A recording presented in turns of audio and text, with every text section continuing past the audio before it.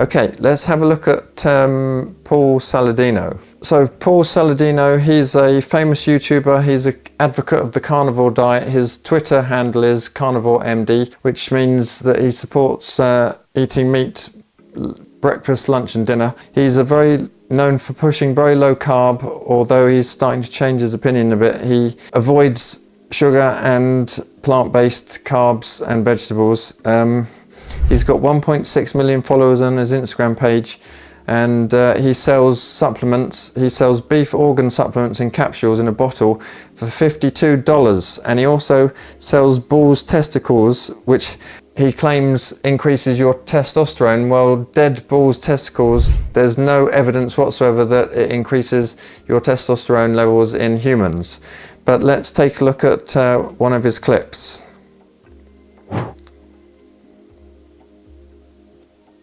Soon be banned from professional sports. Check this out. If you eat testicle, you will be getting bioactive testosterone into your body. How do I know this? At Heart & Soil, we've had all of our supplements rigorously tested by a third-party lab, and all of them passed, except one. Our testicle-containing supplement, whole package, showed naturally occurring testosterone and multiple androgen metabolites. This really shouldn't come as a huge surprise though, because the testicles are the main site of testosterone synthesis in the male body. And testicles have been prized by cultures around the world for thousands of years for their ability to engender strength, energy, and vigor. For athletes who will be drug tested... Okay, enough of that. It doesn't matter that they've been eaten for thousands of years. There's no evidence that the testosterone in bull's testicles gets synthesized into human testosterone. That's nonsense. Okay, let's have another look at a clip from another of his videos. Pretty good evidence that if you get rid of processed sugar from the diet of kids, they get more metabolically healthy in an isocaloric setting. So Robert Lustig has done this work where they took obese teens who were metabolically unwell. So we know that even today, teenagers have insulin resistance for a variety of reasons. Perhaps processed sugar is one of those reasons. But if you get rid of that processed sugar from those teens' lives and you change nothing else, and they eat the same amount of calories, they get metabolically healthy. So people who are against fructose would say, look at that, fructose is bad for humans. But I think we need to consider both sides and realize, okay, but you can also give humans fruit and they're not going to have a problem with that. So not all sugar is created equally. And I don't think that it's fruit and honey that cause diabetes for humans. Processed sugar, I think most people would agree, this has no place in the human diet. You know. Okay, he's right there that fructose doesn't cause diabetes or any other problems. But to say that refined sugars has no place in anyone's diet is ridiculous. There's no evidence for that. He does argue that refined sugars can lead to weight gain. That's not true. He supports that high fat saturated fat diet is good for you. That's factually incorrect, and we see evidence that calories and increased fat consumption drives obesity. Increased calorie consumption. So let me address the misinformation about sugars. Carbs can be categorized into 4 categories: monosaccharides,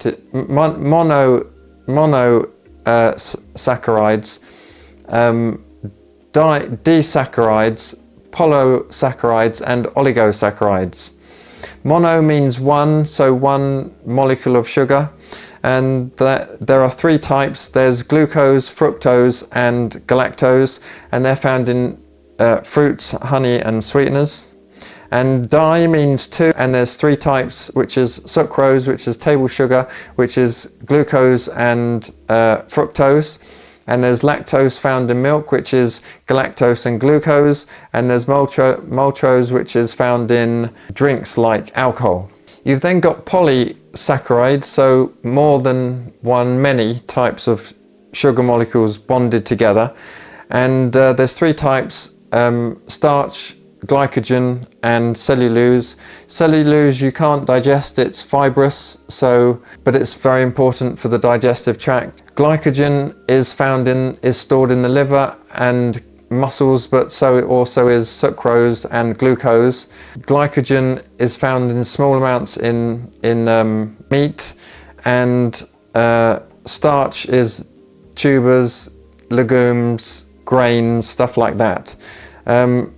Humans lack the enzyme to break down cellulose, so it's a dietary fiber. And the oligosaccharides is maltodextrin, which is added to foods as extra energy, and it just gets absorbed through the gut wall.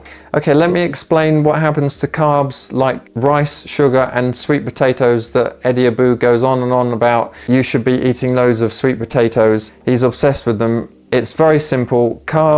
Carbohydrate molecules get broken down in the small intestine by an enzyme called amylase, and it gets broken into glucose, fructose, galactose, and these are simple sugars, and then they're absorbed through the intestinal wall into the bloodstream, and they get stored in the liver and muscles, and also they circulate in the bloodstream, and so that your body can use the sugar when it needs to be used for moving around and stuff like that. So because the whole purpose of your small intestine is to break down all types of sugar molecules that are together, you just break everything down into sugar and glucose and fructose, and it doesn't matter what type of sugar or carbs you eat, it all ends up being glucose, fructose or galactose. There's also no scientific evidence whatsoever that sugar makes you fat. Eating an overall calorie surplus per 24 hours makes you fat, and also the fat that you eat is the fat that you wear, as the saying goes. So the more fat that you eat, it is easier to put on the fat than sugar. The reason being is converting sugar to fat is a very complex, difficult metabolic process that the body goes through called de novo lipogenesis, and that's for a whole different video.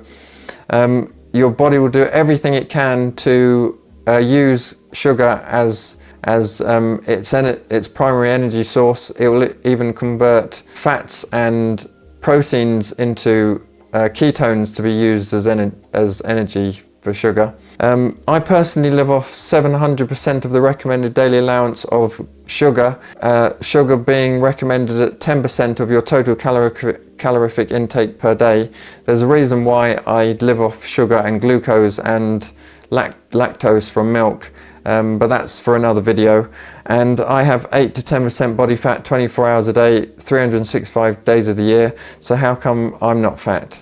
So I hope that puts in perspective that there's nothing wrong with sugar, nothing wrong with any type of sugar, and that it all gets broken down into single molecules, and it gets stored, and that if you overeat calories you'll get fat, and that oils and fat are on the increase and sugar is on the decrease, and obesity is still vastly on the increase. So there's nothing wrong with sugar, and it's not causing the obesity epidemic. It doesn't cause cardiovascular disease. Type 2 diabetes doesn't make it worse. It's perfectly fine to eat fruit. Plenty of fiber for your colon health. And I hope you found this video interesting, and thanks for watching to the end. Subscribe and hit the notification bell, and I'll try and get out as many videos as I can on educational purposes. Thanks for watching.